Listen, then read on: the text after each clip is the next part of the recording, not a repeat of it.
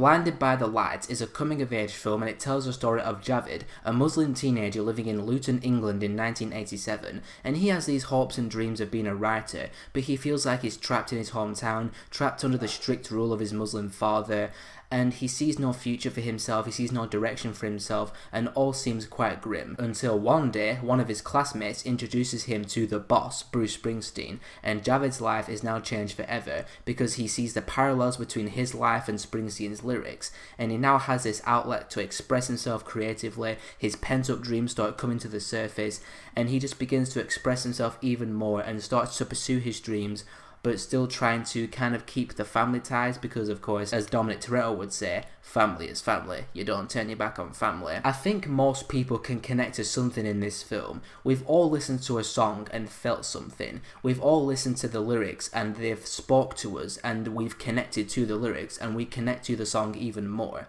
And we've all also had dreams and aspirations. And I think most of us can connect to feeling directionless in life and feeling like you don't have a future and feeling like something's holding you back from achieving your dreams.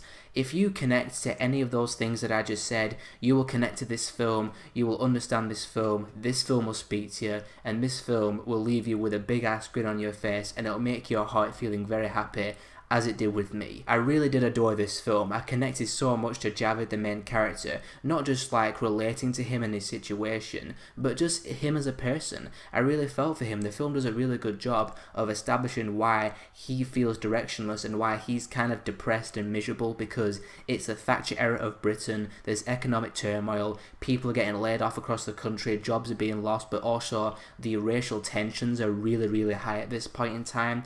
So he just feels like he can't do anything with his life. And you just feel for the guy at the beginning of the film because you just feel like there's no hope for him. But then he finds Bruce Springsteen and he starts expressing himself and he starts connecting to Springsteen, and that introduces what I was talking about a second ago with connecting to music and, you know, finding a creative outlet with music.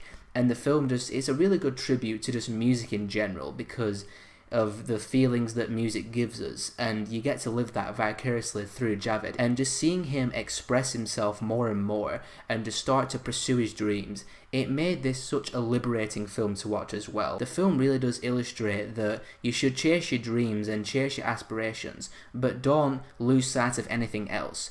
And it really establishes that really well with the family dynamic, because his dad does come across as really strict and kind of a prick, but you can tell that it comes from a place of love, and he really wants the best for his son, but he's just not doing a very good job of expressing it very well. And by the end of this film, I was like, oh my god, but what's happening? It just hit me where I live. The film isn't without its familiarity for sure. I mean, the themes of this film you really have seen a lot before, but the film tackles the themes with such exuberance and so much confidence that you can't help but just fall in love with the film's execution of the themes, and you can't help but just love seeing these characters, Javid especially, pursuing their dreams and finding these outlets to express themselves. And in that, there were quite a few scenes where the characters are expressing themselves, like they're running through the city singing the Springsteen lyrics, they're jumping up, they're having a great time expressing themselves and just finding that creative outlet to really pursue their dreams.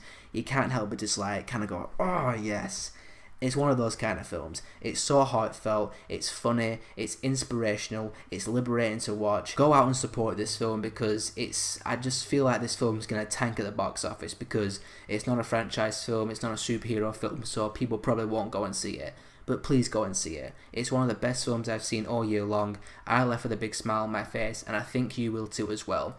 I'm going to give Blinded by the Light a 4.5 out of 5. So have you guys seen this film? What did you think about it? And what's your favourite Bruce Springsteen song? Whatever your thoughts are, let me know down there. And if you want to see more of my stuff, click on one of these in a second, and I'll see you all next time.